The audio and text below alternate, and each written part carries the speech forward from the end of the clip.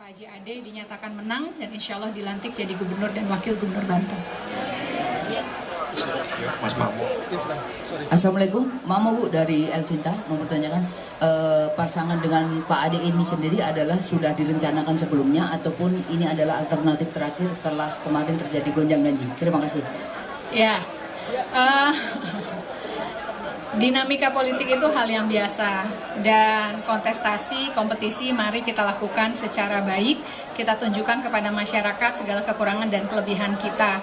Dan proses politik, komunikasi politik terus kita jalin ya Pak Haji Ade ya, baik oleh saya dan Pak Haji Ade secara langsung, baik oleh karena saya dari Golkar tentu komunikasi oleh Ibu Haja Ratu Tatu didampingi karena Pak Haji Ade ini adalah ketua partai, pastinya terus kita komunikasi dengan teman-teman partai pendukung yang lainnya juga sama.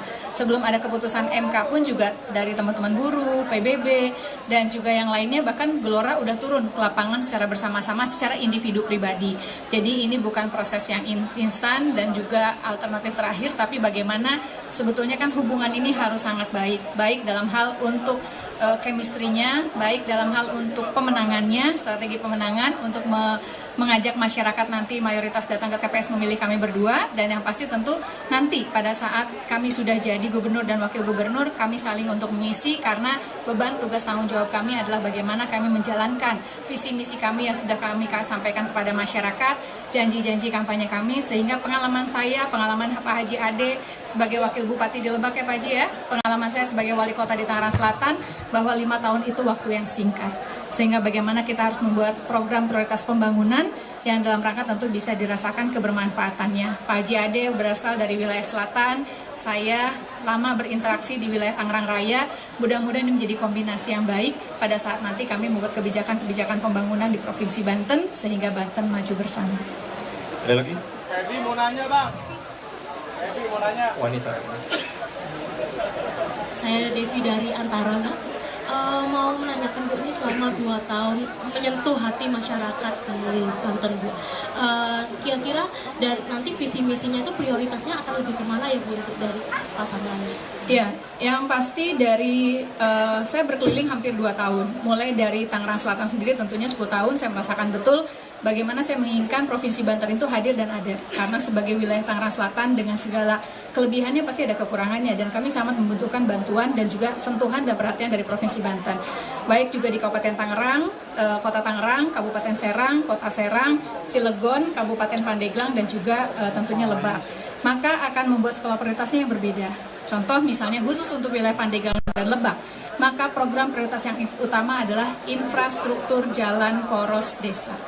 Karena saya berkeliling di sana, saya melihat banyak hal yang tentunya harus kita perbaiki. Karena kalau kita mau berbicara ekonomi, berbicara pendidikan, kesehatan, tetapi sepanjang infrastruktur jalan desanya masih belum maksimal, itu pasti akan berat. Maka tentu kita akan memberikan bantuan secara program dengan mengikuti aturan ketentuan untuk perbaikan jalan poros desa, sehingga Kabupaten Pandeglang, Kabupaten Lebak bisa melakukan program prioritas sesuai dengan visi misi masing-masing, yaitu dalam hal sesuai dengan aturan dan ketentuan yang berlaku. Nah, khusus wilayah Kabupaten Serang, saya bersyukur, terima kasih Bu Tatu, dibanding dengan kabupaten kota lain, alhamdulillah infrastruktur jalannya sudah sangat baik. Ini menjadi contoh sebetulnya kalau kita fokus menyusun program dan kegiatan bisa dilakukan, tetapi ada beberapa hal yang harus kita bantu, contoh dalam rangka pemberdayaan masyarakatnya, bidang pertaniannya, dan juga hal yang lainnya. Pun juga dengan demikian udah Tangerang Raya. Pasti teman-teman selalu bilang, oh iya, Tangsel lebih maju karena punya uang banyak, Kabupaten Tangerang lebih maju, Kota Tangerang lebih maju. Padahal sebetulnya juga persoalannya juga banyak. Maka oleh karena itu, fokus kami di wilayah Tangerang Raya adalah mengurusi urusan aset pemerintah provinsi yang ada di wilayah Tangerang Raya. Nah, kalau kita buat staging program prioritas, pertama adalah pendidikan. Pendidikan khususnya SMA, SMK kan tanggung jawab kita. Maka kita akan membangun sekolah baru, menambah ruang kelas dengan prinsip tidak boleh mematikan sekolah swasta. Dan juga tentunya program yang ketiga adalah beasiswa persiswa bagi anak-anak Banten yang mau bersekolah dimanapun di sekolah swasta, asalkan putra-putri Bapak Ibu semuanya anak-anak Banten ini masuk ke dalam kartu keluarga di kabupaten kota, maka kita akan subsidi, walaupun tidak besar, kita akan subsidi, beasiswa subsidi, mau sekolah di sekolah mana saja, nanti kita akan bikin skema secara aplikasi dan yang lainnya, sehingga ada bantuan pembiayaan bagi anak-anak yang memang terpaksa tidak bisa bersekolah karena memang kuota kelasnya, ruang kelasnya tidak menampung, dan juga banyak akibat dari PPDB zonasi dan yang lainnya. Ini yang saya temukan di wilayah di lapangan. Dan juga tentu beasiswa bagi anak-anak yang punya prestasi. Bu Tatu sebagai Bupati bahkan sudah memberikan bantuan anak-anak Banten yang sekolah di Untirta, dimanapun yang punya prestasi kita akan berikan bantuan. Dan khususnya juga tentu bagi yang hafal Quran sesuai dengan apa yang pernah saya janjikan ya Pak De ya, kita sudah sepakati kita akan beasiswa bagi hafiz Quran untuk sekolah di perguruan tinggi, itu pendidikan, dan beberapa infrastruktur yang lainnya tentu sarana prasarana dan yang lainnya. Dan yang pasti tentu konsep SMK ini pun juga harus link and match dengan dunia usaha. Karena salah satu yang menyebabkan angka pengangguran tinggi di Banten setelah kami pelajari bersama berdasarkan data, ini akibat dari sekolah kejuruan yang tidak sesuai dengan apa yang dibutuhkan lapangan kerja. Ini PR tentunya, dan ada balai latihan kerja, contoh di wilayah Serpong, yang merasa saya sebagai wali kota Tangsel, hari ini belum termaksimalkan. Kita maksimalkan balai latihan kerja, bila perlu kita bangun balai latihan kerja, kerjasama dengan dunia usaha, dan juga transparansi terhadap penerimaan lapangan kerja, karena fungsi pengawasan, kemarin dari Partai Buruh menyampaikan kepada saya, bahwa fungsi pengawasan itu ada di gubernur. Dengan PPNS-nya, maka kita akan terbuka, transparan, seperti saya melakukan reformasi pelayanan Dukcapil, kependudukan catatan sipil, sama hal juga dengan pembukaan lapangan kerja. Kesehatan, kita lihat apakah BPJS bisa kita bantu, ataukah sarana prasarananya, karena tidak boleh juga tentu gubernur, pemerintah provinsi bertentangan dengan kewenangan yang kita punya. Infrastruktur tentunya yang pasti kita lakukan sesuai dengan kebutuhan masing-masing, dan juga untuk penciptaan lapangan pekerjaan, dan juga reformasi birokrasi pun juga harus dilakukan, bagaimana pemerintah hadir dan ada di tengah masyarakat, dan banyak program yang lainnya. Entah kita bagi, kita share aja visi misi kita, yang pasti tidak boleh bertentangan dengan RPJPD yang sudah disusun hari ini. Makanya tadi kenapa KPU minta kita tanda tangan untuk penyusunan visi dan misi bagi kami para pasangan calon. Gimana perasaannya Terima kasih. sekarang bisa dikawal Golkar, Bu? Ya, Perasaannya gimana hari ini dikawal Golkar akhirnya? ya pasti seneng lah. Kamu seneng nggak liatin Bu Airin dikawal Golkar? Alhamdulillah, makasih menurut Partai Golkar. Ya, kami akan koordinasi dan sinkronisasi. Yang pasti kalau relawan udah bergerak, Pak Haji Ade dengan relawannya juga udah bergerak. Hari ini para partai-partai sudah sah mengusung kami, maka nanti kita akan komunikasikan, koordinasikan, dan sinkronisasi dalam rangka pemenangan di tanggal 27 November nanti.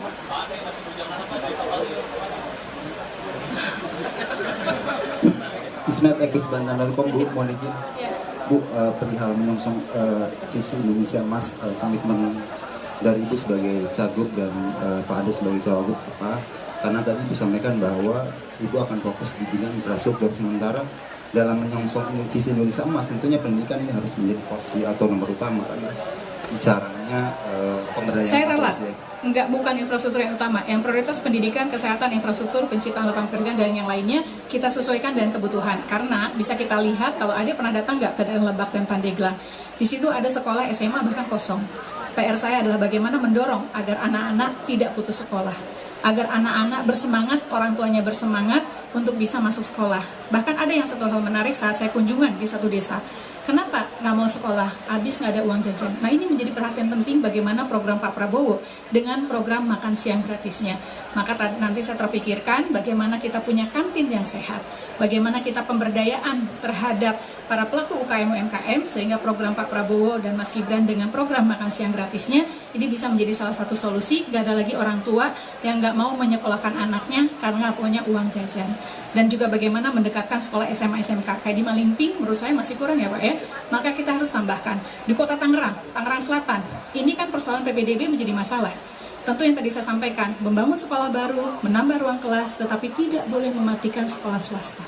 Karena pendidikan tidak menjadi tanggung jawab pemerintah, tapi juga keterlibatan swasta, juga sekolah swasta. Makanya yang konsep ketiga, beasiswa persiswa bagi anak-anak yang memang tidak bisa sekolah di sekolah negeri, maka kita subsidi kepada anaknya. Jadi anaknya sekolah di mana, kita subsidi berdasarkan standar biaya operasional yang kita berikan dari pemerintah Provinsi Banten. Gitu ya. Ada lagi? Teman-teman ada lagi? Ya cukup ya. Terima kasih. Cukup. Terakhir kos. Assalamualaikum warahmatullahi wabarakatuh. Bu, izin memperkenalkan diri, saya Angkos Sensasi dari Tribun Banten. Bu, untuk mewujudkan visi misi ibu tadi kan butuh anggaran yang cukup besar. Sementara tahun depan Pemprov Banten terancam kehilangan pendapatan sebesar 3 triliun karena option pajak itu, Bu. Nah, strategi Ibu gimana untuk membangun visi misi itu dengan anggaran yang kebagi-bagi di daerah, Bu? Ya, saya sudah mempelajari dari APBD sekitar 12 triliun lebih, PAD-nya kurang lebih 8 triliun lebih. Bahkan ternyata dari 8 triliun lebih itu dana bagi hasil dibagikan kepada 4 kabupaten kota. Apalagi dengan regulasi yang baru, maka untuk pajak itu ada tambahan berapa persen itu dikasihkan ke kabupaten kota sehingga ada loss potensi pendapatan.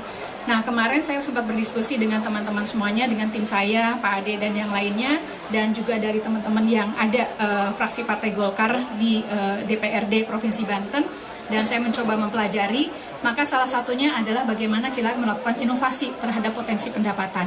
Nah, salah satunya adalah kemarin kita lihat ada zero carbon, atau ada karbon yang kita bisa, sebetulnya kita punya mangrove, kita punya hutan bakau. Nah, itu sebetulnya ke depan akan ada potensi pendapatan yang kita bekerja sama dengan BPLHD dan juga maupun juga B2B untuk potensi pendapatan. Setelah saya hitung, ini juga bisa dimaksimalkan untuk karbon ini dan juga untuk laut biru dan yang lainnya, itu sekitar di atas 350 miliar. Itu masih kasaran, ini baru asumsi, tetapi banyak hal-hal yang harus kita lakukan inovasinya. Contoh misalnya pajak kendaraan bermotor. Bagaimana, apakah hari ini Samsat sudah bekerja secara maksimal, atau dari pendapatan yang untuk pajak permukaan air tanah.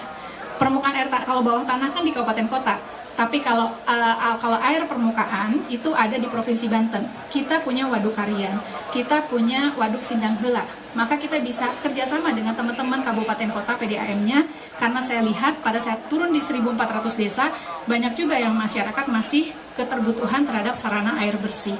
Jadi bagaimana kabupaten kota bisa memenuhi tugas kewajibannya untuk memenuhi sarana air bersih, maka kita pun juga dengan kewenangan yang kita punya terhadap pajak air permukaan, kita bisa maksimalkan untuk ada celah fiskal dan rangka potensi pendapatan. Juga banyak di yang lainnya. Gitu. Dan makanya kenapa membangun di Banten harus membuat skala prioritas, nggak bisa semuanya. Makanya kenapa selama ini saya turun ke lapangan, memastikan kebutuhan yang paling penting di masyarakat itu apa, karena 5 tahun waktu yang singkat, sehingga tidak banyak janji yang kita lakukan, tapi yang pasti pendidikan, kesehatan, infrastruktur, penciptaan lapangan pekerjaan, dan mengurangi angka kemiskinan, dan bagaimana kegiatan sosial yang harus kita lakukan agar kami hadir dan ada, dan terutama bagi saya perempuan adalah pemberdayaan perempuan dan ibu dan anak dan yang lainnya. Terima kasih teman-teman. Terakhir, oke, terima kasih. Semoga teman-teman direkam kan ya. Mohon maaf saya ngomongnya kecepatan. Jadi tadi saya sempat nyampein teman Mas Ismet agak nggak pas, nanti tolong dilihat aja rekamannya. Mas Ismet ya. Terima kasih teman-teman, sehat selalu untuk kita semua. Semoga perjuangan Ibu Airin menciptakan Banten maju bersama untuk masyarakat yang lebih sejahtera. Bila taufiq wal hidayah, wassalamualaikum warahmatullahi wabarakatuh.